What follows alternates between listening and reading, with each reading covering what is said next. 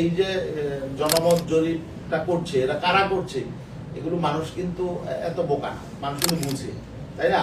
মিডিয়ায়ও আসছে যে পেছনে জরিপের পেছনে কারা।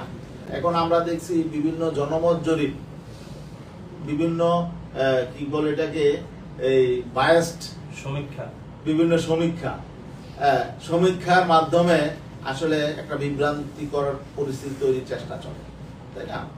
এখন অনেকেই সমীক্ষাকে মানদণ্ড ধরে, তো সমীক্ষাকে মানদণ্ড ধরলে দেখেন আজ এই যে কালকে মাত্র সুদিন যাবে কি আমার দেশে একটা সমীক্ষা এসেছে, তাই না?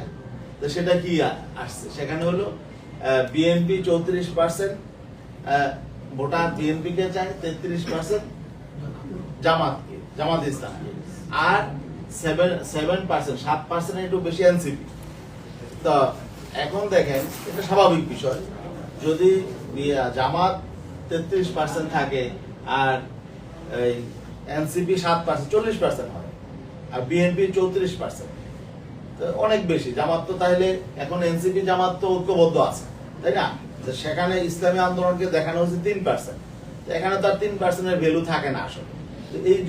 এই যে জনমত জরিপটা করছে, এরা কারা করছে, এগুলো মানুষ কিন্তু এত বোকা না, মানুষ কিন্তু বুঝে, তাই না? মিডিয়ায়ও আসছে যে পেছনে জরিপের পেছনে কারা। তো এইভাবে এগুলো করা মানে হলো আসলে এখানে একটা বেইনসাফি করার পথ উন্মুক্ত করা। এগুলো তো স্বাভাবিক প্রক্রিয়া, এগুলো তো আমরা বুঝি। তো যাই হোক, এগুলো কেন করা হচ্ছে, কারা করছে, কোন উদ্দেশ্যে করছে, এগুলো কিন্তু আমাদের অজানা না, আমরা এগুলো বুঝতে পারি। তো এই সমস্ত ভাউতাবাজি জরিপ দিয়ে যদি আমরা নির্বাচনের আমরা পথ রেখা নির্ধারণ করি, তাহলে তো আমাদের সেখানে বিপর্যয় হবে।